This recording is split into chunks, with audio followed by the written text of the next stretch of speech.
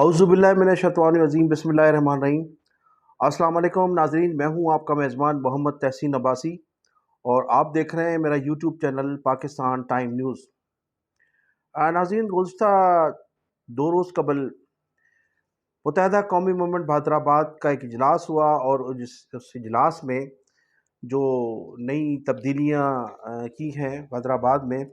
उसमें राब्ता कमेटी को जो है उसमें इजाफ़ा किया गया है उनके मेंबरान में, और उन राब्ता कमेटी में जो शामिल किए गए हैं उनमें 3 डिप्टी कन्वीनर बनाए गए हैं। उसमें रऊफ़ सिद्दीकी साहब को शामिल किया गया है। उस राब्ता कमेटी में डॉक्टर सग़ीर साहब हैं, वसीम आफ्ताब हैं और इसके अलावा सलीम ताजिक हैं। और इसके अलावा जो लोग शामिल किए गए हैं उनमें सबसे जो मुतनाज़ा शख्स जिसको शामिल किया गया है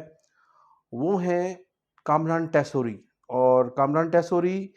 अब्दुल वसीम, इज़हारुल हसन, ये 3 लोग जो हैं इनको डिप्टी कन्वीनर जो है वो बनाया गया है। अच्छा, कामरान टैसूरी की जो शख्सियत है वो इस कदर मुतनाज़ा है कि आज एक ख़बर आई है, उस ख़बर के हवाले से किश्वर ज़ोहरा और डॉक्टर शहाब ने हैदराबाद की जो राब्ता कमेटी में जिन लोगों को शामिल किया उनमें कामरान टैसूरी पर उन्होंने शदीद एहतजाज किया है। और एहतजाज करते हुए उन्होंने कहा है कि अगर इसको राब्ता कमेटी से फ़ारिग न किया गया तो हम मुस्तफ़ी हो जाएंगे। कामरान टैसूरी की वजह से माजी में फ़ारूक सत्तार साहब भी काफ़ी रुस्वा होकर मुत्तहिदा कौमी मूवमेंट से फ़ारिग किए गए थे, और फ़ारूक सत्तार साहब ने भी कामरान टैसूरी को आते ही डिप्टी कन्वीनर का ओहदा दिया था और फिर एक जगह से उन्हें MPA का टिकट भी जारी किया गया था, अगरचे उसमें उनको शर्मनाक शिकस्त का सामना करना पड़ा था। सवालात कर रहे हैं, मुख्तलिफ सवालात कर रहे हैं, लोग ये पूछना चाह रहे हैं कि हैदराबाद में अब कौन से लोग हैं जिनको कामरान टैसूरी के हकीम की ज़रूरत पड़ गई है, क्योंकि वो इस हवाले से ख़ासे मशहूर हैं और अपने हकीम की वजह से ही फ़ारूक सत्तार साहब के क्लोज़ हुए थे, और उनका वो हकीम ही था जिसकी वजह से साबिक हमारे एक फ़ौजी अफसर थे वसीम गाज़ी, जिनको अपने सरकारी एजाज़ात से हाथ धोना पड़ा था। फिर अरबाब रहीम तक भी उनकी रसाई अपने हकीम की वजह से हुई थी, और फिर पीर साहब पगाड़ा के यहाँ और उसके अलावा महर सरदारों के यहाँ। लेकिन वो अपना हकीम तमाम तर कोशिशों के बावजूद आसिफ जरदारी तक मुतारिफ नहीं करा सके थे, बल्कि आसिफ जरदारी ने जो ही मनसब सदारत संभाली तो इस कामरान टैसूरी को जेल भिजवा दिया था। आसिफ जरदारी के ख़ास दोस्त थे, उनसे तकरीबन मुबैना तौर पर कोई फ्रॉड किया गया था जिसकी वजह से कामरान टैसूरी को जेल जाना पड़ा था। अब इनको जेल से छुड़ाने में जो मरकज़ी किरदार अदा किया था वो थे मौजूदा सूबाई वज़ीर बल्दियात सैयद नासिर हुसैन शाह। उस वक्त वो काफ लीग का हिस्सा थे, आसिफ अली जरदारी की आँख का तारा नहीं थे, जिस तरह से आजकल वो उनकी नाक का बाल और आँख का तारा बने हुए हैं। तो माजी में उस वक्त जब कामरान टैसूरी को जेल से छुड़वाया गया तो बज़रिया इस्लामुद्दीन शेख कामरान टैसूरी की रिहाई अमल में आई थी, और कामरान टैसूरी की ज़मानत दी थी अकील करीम डैडी ने। और अकील करीम डैडी ने कहा था कि अगर कामरान टैसूरी ने वो 20 करोड़ रुपए अदा न किए तो मुबैना तौर पर वो अदायगी मैं करूँगा। जिसके बाद कामरान टैसूरी बड़ी मुश्किल से कई माह के बाद जेलों से रिहा हुए थे, और रिहा होने के बाद उन्होंने फिर अपना सियासी किबला तब्दील कर लिया था। सियासी किबले तो उन्होंने काफ़ी तब्दील किए हैं, और 6 से 7 जमातें तो मुझे याद हैं उन्होंने तब्दील की हैं, जिसके बाद आज वो फिर दोबारा MQM में शामिल हो गए। अच्छा, जब फ़ारूक सत्तार साहब के साथ कामरान टैसूरी ने मुत्तहिदा कौमी मूवमेंट ज्वाइन की और फ़ारूक सत्तार साहब ने उन्हें जब डिप्टी कन्वीनर बनाया और उसके बाद जो पार्टी में हालात हुए, तो कहा यह जा रहा था कि हमारी नादीदा कुव्वतों ने कामरान टैसूरी को शामिल किया था। माजी में भी ये कहा जाता रहा है कि सिंध के 2 कोर कमांडर ऐसे थे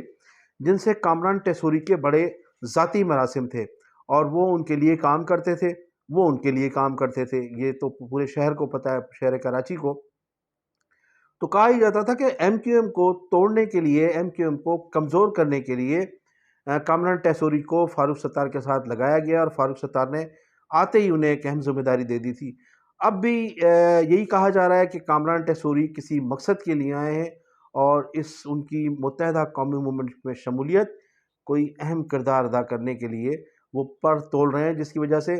بہادر آباد میں ان کی آمد کے بعد شدید تحفظات پائے جاتے ہیں، خاص طور پہ کارکنان میں۔ اور میں نے بھی بتایا کہ دو ہماری کشور زارا اور ڈاکٹر شہاب نے تو مستعفی ہونے کا بھی اعلان کیا ہے۔ اس کے علاوہ جو سیاسی تجزیہ نگار ہیں اور وہ بھی یہ سوالات کر رہے ہیں کہ آخر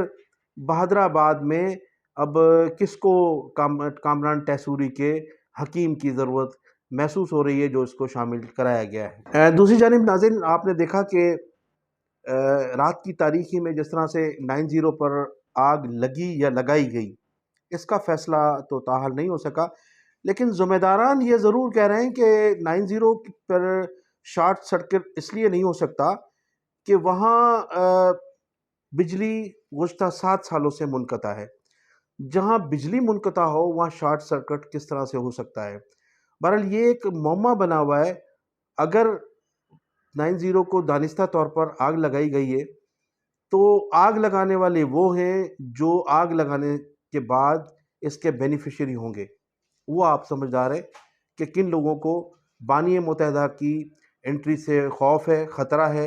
اور کن لوگوں کی سیاست لپیٹ دی جائے گی، کون لوگ ملک چھوڑ کر چلے جائیں گے۔ یہ سب آپ سمجھتے ہیں کہ 90 کو آگ لگا کر کون بینیفیشری ہوگا، کون لگا سکتا ہے۔ بہرحال آگ ضرور لگ گئی ہے۔ اب کہا یہ جا رہا ہے کہ بلڈنگ کو گرایا جائے گا، اور اگر یہ حالات رہے تو یہ بلڈنگ کو بھی گرا دیں گے، اس لیے کہ صوبائی وزیر بلدیات سید ناصر حسین شاہ اس بہادر آباد ٹولے کے بہت قریبی دوست ہیں، تو ان پر جو ہے وہ تیار کرا لی جائے گی، ڈی جی ایس پی سی اے سے رپورٹ تیار کرا لی جائے گی، جناب پوری بلڈنگ جو ہے پگھل گئی ہے، اس کے سریے، اس کے گاٹر پگھل چکے ہیں، کسی وقت بھی اموات واقع ہو سکتی ہیں، تو اس کو گرا دیا جائے۔ اچھا، صرف 90 کو گرا دیا جائے، ورنہ تو پورے شہر میں جس طرح سے غیر قانونی تعمیرات کا سلسلہ جاری ہے،